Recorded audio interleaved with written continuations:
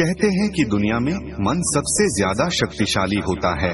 अगर किसी को मन से चाहो तो तुम उसे हासिल कर सकते हो, ये मैं नहीं कहता, यह सभी महापुरुषों का कहना है। लेकिन अगर यह सत्य है, ये सच है, तो हम जो अपने मन से चाहते हैं वह हमें हासिल क्यों नहीं होता है? कोई भी इंसान अपने मन में तो दुख नहीं चाहेगा, लेकिन वो रहता तो दुखी ही है। हर इंसान कामयाब होना चाहता है, खूब पैसा कमाना चाहता है, लेकिन फिर भी वह कामयाब नहीं होता। ऐसा दुनिया में कौन इंसान होगा जो अपने मन में यह चाहेगा कि मैं नाकामयाब रहूं या मैं पैसा ना कमाऊं? सोचने की बात तो ये है, या तो वह महापुरुष गलत थे जिन्होंने यह बात बोली कि मन से चाहे हुई चीज हासिल की जा सकती है, या फिर हम गलत हैं। आज की कहानी हम आपको बताने वाले हैं, उसमें आपको एक ऐसा मंत्र मिलेगा जिससे आप यह समझ पाएंगे कि अपने मन से कोई भी चीज कैसे करवाई जाती है, मन में किसी भी बात का बीज कैसे बोया जाता है। इस कहानी से आपको अच्छी तरह से समझ में आ जाएगा और इससे आप यह भी समझ पाएंगे कि आकर्षण का नियम लॉ अट्रैक्शन कैसे काम करता है। ये कहानी बहुत ही गहरी है, इस कहानी को पूरा लास्ट तक जरूर सुनें। मन को कैसे नियंत्रित किया जाता है। दोस्तों, अभी तक आपने इंस्पायर्ड स्टोरी चैनल को सब्सक्राइब नहीं किया है तो सब्सक्राइब जरूर कर ले। तो चलिए कहानी शुरू करते हैं। एक समय की बात है, एक आदमी के जीवन में सिर्फ दुख ही दुख था। वह जो भी काम करता उसका काम पूरा ही नहीं होता। घर में आता तो घर में कलेश बना रहता, किसी से कोई मदद मांगता तो कोई उसकी मदद भी नहीं करता। ऐसा लगता था कि चारों तरफ से उसके ऊपर दुख का पहाड़ टूट पड़ा है। उसे समझ नहीं आ रहा था कि मैं इन दुखों से कैसे राहत पाऊं। वो बस दिन रात यही सोचता रहता था कि अपने दुखों से छुटकारा कैसे पाना है। इसी कारण से वह रात में सो भी नहीं पाता था। उसकी आंखों के नीचे बड़े बड़े काले घेरे बन गए थे, जो इस बात के प्रतीक थे कि वह आदमी कितना दुखी है। कभी कभी तो उसके मन में आत्महत्या करने के भी ख्याल आते रहते थे, लेकिन अपने परिवार की चिंता की वजह से वह यह कदम नहीं उठा पाता। वह इतना दुखी हो गया कि उसने निर्णय किया कि वह इन दुखों से छुटकारा पाकर ही रहेगा। इसके लिए चाहे उसे कितनी ही मेहनत क्यों ना करनी पड़े। ऐसे ही एक दिन उसने अपने मित्र को सारी बात बताई और पूछा कि कैसे मुझे इस समस्या से छुटकारा मिल सकता है। मित्र ने उसे बताया कि तुम किसी बाबा के पास जाओ। ऐसे बाबाओं के पास ऐसा मंत्र होता है जिससे सारे दुख दर्द मिट जाते हैं, तुम्हारा काम भी बन जाएगा। उस आदमी के मन में यह बात पूरी तरह से बैठ गई कि कोई बाबा ही मेरा दुख दूर कर सकता है, और इसीलिए उसे किसी भी बाबा के बारे में पता चलता तो वह उस बाबा के पास पहुंच जाता और बाबा को अपनी समस्या बताता और उससे उसका समाधान पूछता और कहता कि बाबा, मैं कुछ भी करने के लिए तैयार हूँ, लेकिन मेरी इन समस्याओं से मुझे छुटकारा दिला दीजिए। आप जो कहेंगे मैं वह करूँगा, लेकिन मेरे जीवन को सुधार दीजिए। बाबा उसे कुछ टोने टोटके बताते और बदले में दान दक्षिणा ले लेते थे कि यह टोना टोटका करने के बाद तुम्हारे घर में सुख शांति बनी रहेगी। बस इस टोटके को पूरी विधि के साथ करना। वह आदमी घर लौटकर पूरी विधि के साथ टोने टोटके करने लगा, लेकिन बहुत टोने टोटके करने के बाद भी उसके जीवन में कुछ बदलाव नहीं आया। इसके विपरीत उसका जीवन और ज्यादा दुखी हो गया। उसका धन भी धीरे धीरे खत्म हो रहा था। इससे उसके जीवन में दुख और ज्यादा बढ़ गया। तब उसे लगा कि बाबाओं के पास जाने से तो मेरे जीवन में दुख बढ़ते ही जा रहे हैं। मुझे क्या करना चाहिए, बाबाओं के पास जाऊं या ना जाऊं? फिर एक दिन एक आदमी ने उसे बताया कि तुम अपने घर में किसी पंडित को बुलाकर हवन करवा लो। हवन होगा, घर शुद्ध हो जाएगा, कोई भी बुरी ऊर्जा होगी घर में तो वह घर से बाहर चली जाएगी। किसी पंडित को बुलाकर पूरे विधि विधान से मंत्र उच्चारण कराओ और हवन कराओ, जिससे घर में सुख शांति आए। उस आदमी के मन में यह बात बैठ गई और उसने एक पंडित को अपने घर पर बुलाकर हवन करवा दिया।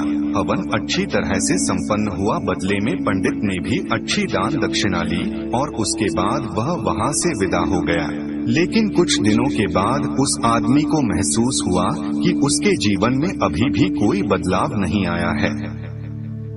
अब वह आदमी पूरी तरह से दुखी हो गया और ज्यादा परेशान हो गया। अब तो उसे लगने लगा था कि मेरे जीवन में से दुख कभी खत्म ही नहीं होंगे, और यही सोच सोच कर उस आदमी का बुरा हाल हो गया। फिर एक दिन उसे अपने मित्र से एक ऐसे बाबा के बारे में पता चला जो समाधान बताने के लिए कोई दान दक्षिणा नहीं लेते। उस आदमी को लगा कि यह बाबा दूसरे बाबाओं की तरह नहीं हो सकता, क्योंकि यह तो दान दक्षिणा लेते ही नहीं, और अगर दान दक्षिणा नहीं लेते तो यह सच में कोई सिद्ध बाबा होगा। और यही सोचकर वह उस बाबा के पास पहुंच जाता है। जब वह आदमी वहां पर पहुंचता है तो वह बाबा ध्यान में बैठे हुए थे। यह देखकर वह आदमी वहीं पर चुपचाप बैठकर ध्यान से बाहर आने का इंतजार करने लगा। थोड़ी देर बाद बाबा ने आंखें खोली तो सामने एक दुखी और परेशान युवक को बैठे देखा। उसकी आंखों के नीचे काले घेरे देखकर ही समझ गया कि यह आदमी अपने जीवन से कितना परेशान है।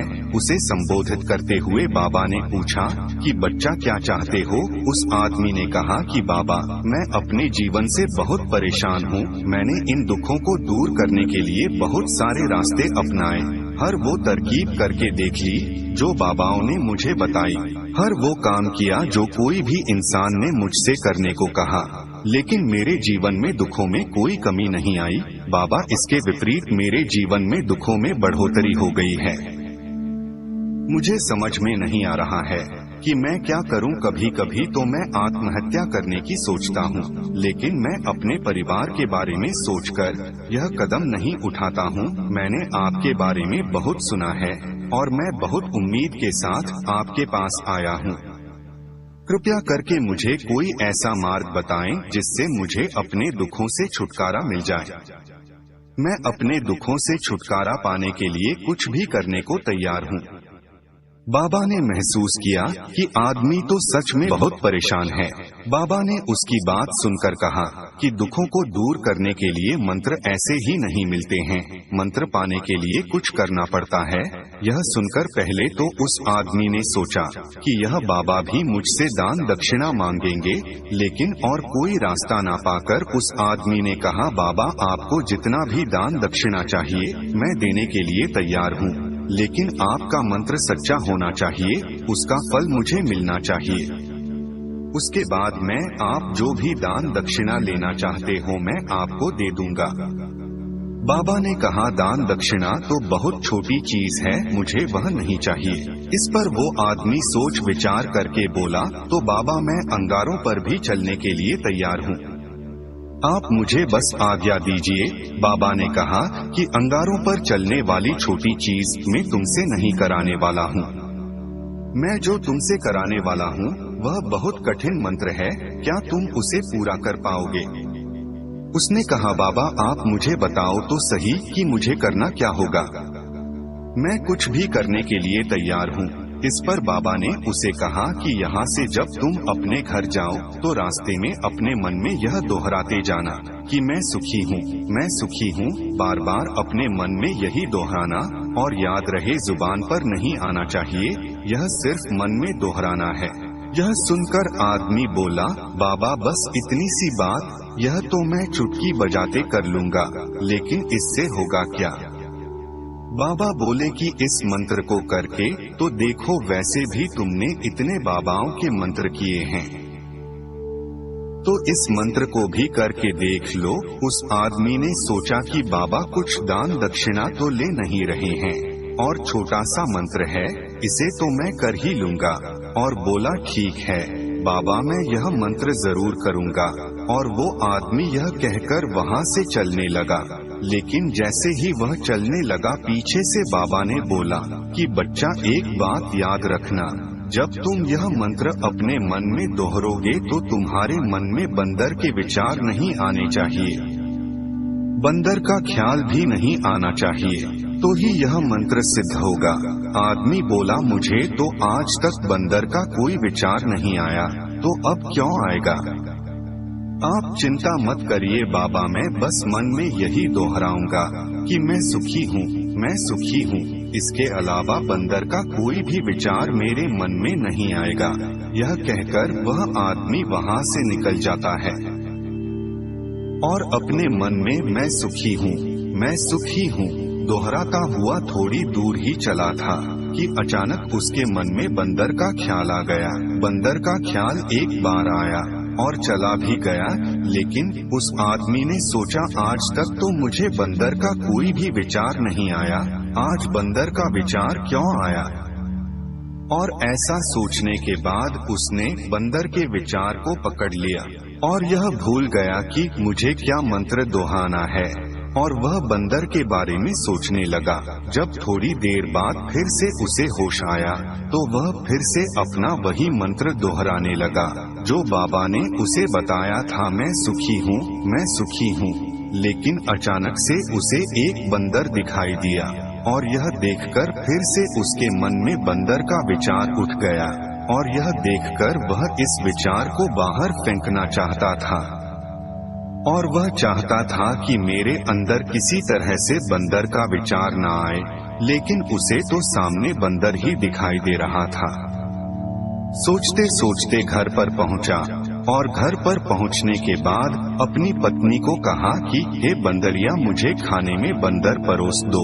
और जब उसे एहसास हुआ कि उसने क्या बोल दिया तो वह अपने बाल नोचने लगा और दीवारों में सर मारने लगा कि आज तक मुझे बंदर का कोई भी विचार नहीं आया और आज मुझे यह क्या हो गया है कि मुझे हर जगह बंदर ही बंदर नजर आ रहे हैं।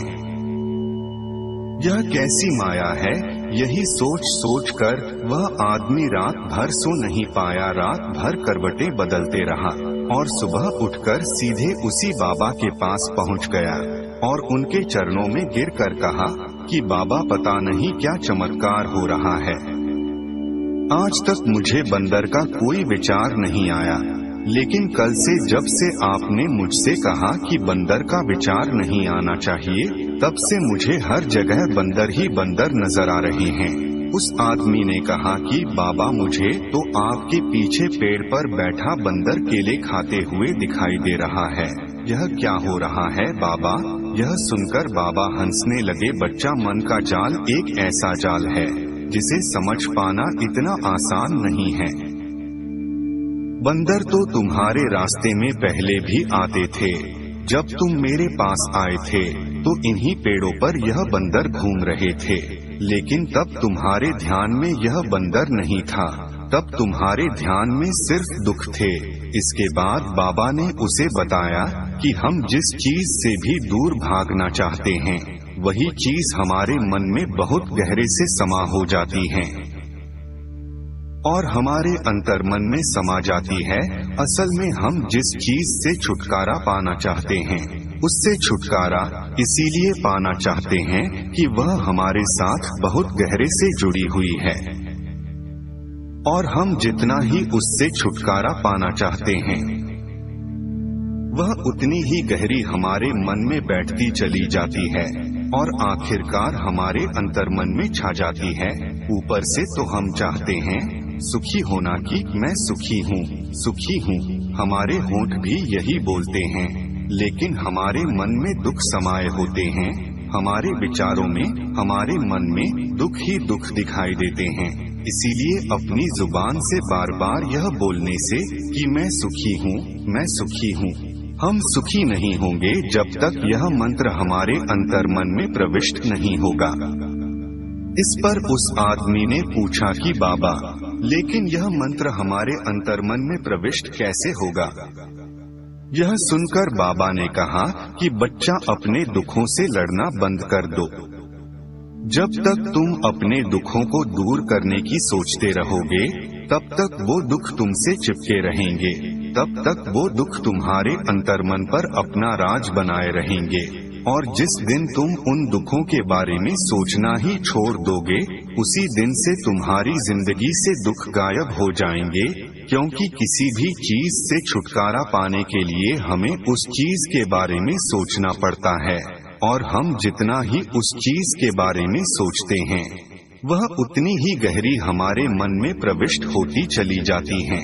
इस कहानी से ये निष्कर्ष निकलता है कि हम अधिकतर समय दुखों के बारे में ही सोचते हैं। हम यही सोचते हैं कि हमारे जीवन में दुख है और हमें इससे छुटकारा पाना है। इसी वजह से बार बार सोचने से वो दुख हमारे अंतर्मन में प्रविष्ट हो जाते हैं और हमें एहसास भी नहीं होता। इसीलिए अगर तुम दुखों से छुटकारा पाना चाहते हो तो दुखों से छुटकारा पाने के बारे में सोचना छोड़ दो, तुम्हें दुखों से छुटकारा मिल जाएगा। अक्सर आदमी धूम्रपान छोड़ना चाहता है, सुबह अपने आप से यह वादा करता है कि मैं कोई भी गलत काम नहीं करूंगा, लेकिन शाम को जब लौटता है तो नशे में चूर होकर लौटता है। ऐसा क्यों होता है? जो हम सोच रहे